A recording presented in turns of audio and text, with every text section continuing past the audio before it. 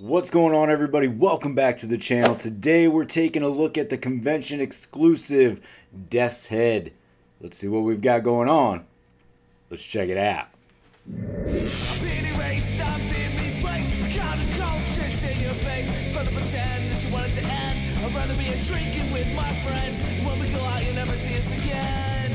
As promised, today we'll be taking a look at Death's Head. So let's see what we've got going on.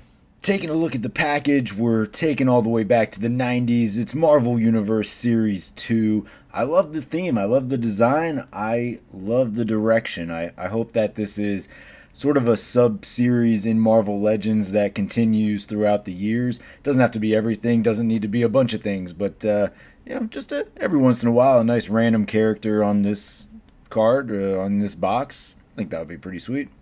Alright, you can see Death's Head in there. He's got some accessories. You got a good background there too to give it that extra card feel. Flip it to the side. Nice comic image of Death's Head.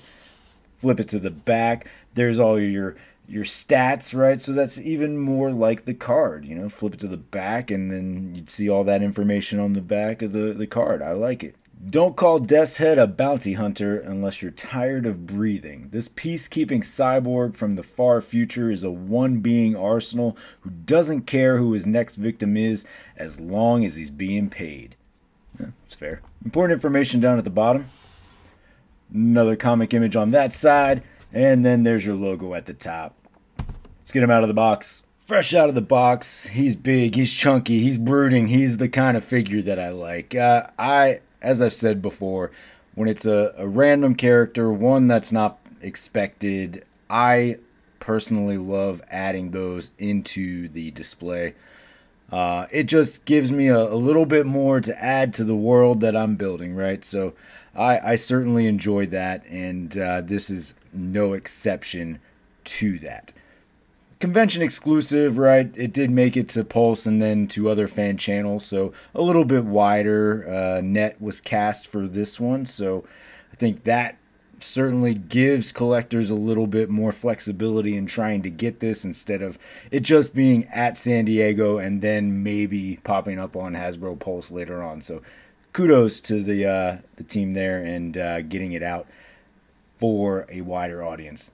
Probably still not to everybody's liking, but for something that's a convention exclusive, I feel like that is pretty fair game, right? All right, let's see what we've got going on here. Taking a closer look, we get to see this head sculpt. Head sculpt looks pretty damn good. I like that. Some good detail in there, very much in line with the character. I mean, it's a really, really solid representation. Great expression there, almost to the T. Blue has some good metallic paint to it, so I do like that sort of shine that you get from that all throughout too, so it remains consistent. Cape has this great texturing on it, so I think even if you're not a fan of plastic capes, this kind of cape, it's, you know, pliable enough that you can move it around, and it has this great texturing. Looks fantastic. That's the kind of thing I'm a fan of plastic capes, so that looks really good. Yellow paint in here looks pretty clean. Some good design throughout. For your hands, you do have your open fist, so you can hold any of those weapon accessories if you'd prefer, and then an open hand. And of course you get your set of fists, so you have two sets of hands. I like that, gives options. And as I said, you can port in those weapons to the hands, and that just gives them an extra level. I like that. It's a good option. It's an option that makes sense. So appreciate the fact that we do have that going on for Death's Head here. You do get your weapon set, which comes with your shield. You've got an axe, a rocket, a mace. These all clip onto the back of the shield there. Not only that, though, they will port into the hands, so you can exchange the hands for any of these weapons here. So cool feature, good. I like that for sure. Good battle damage on the shield there as well, and some nice texturing in the axe over here. Shield does have a peg that will port in to the back of Death's Head, so you can just pop that on right there. Weapon's still in place. Perfect. Love it. As far as articulation goes, the head, he will look down pretty much as far as he'll go. Chin will touch the chest. He will look up to about there, so you get a pretty good angle. You get some rock around and plenty of side to side. Arm will go all the way around. As you can see, the shoulder pads sort of get in the way there, but it's not something that's keyed in the front. It is keyed in the back. Arm will go up to about there. You do have your upper bicep cut, and of course single jointed pinned at the elbow. Big arms, not a lot of flexibility. Ab crunch, a little bit of a gap there. Waist swivel. So classic ab crunch, waist swivel. Upper thigh cut in there. Leg kicks way up to there and back to there. Out to about there. Double jointed pinless at the knee. Boot cut, and then your hinge swivel at your wrists and ankles. For comparison, here he is backed up against Death's Head 2. You can see they are roughly the same size. Death's Head with the slight advantage, just that little bit much taller. They look good together. There's some good balance as far as the blues go. Silvers are definitely off, but I like the way that these two go together. It certainly makes me glad that we've got Death's Head now in the collection.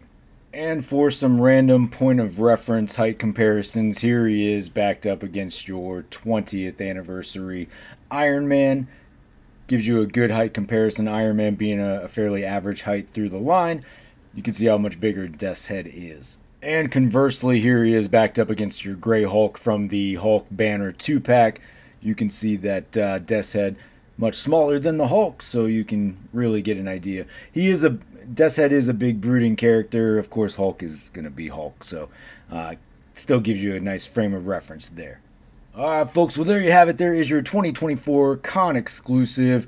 One that came out during San Diego Comic-Con, but then was a few days later put up on Fan Channel Retailer. So if you've been looking for this, hopefully you got your hands on it. If you weren't looking for it, then this is probably a good opportunity for you to save a few dollars until the next release comes out, right? And that's not always a bad thing.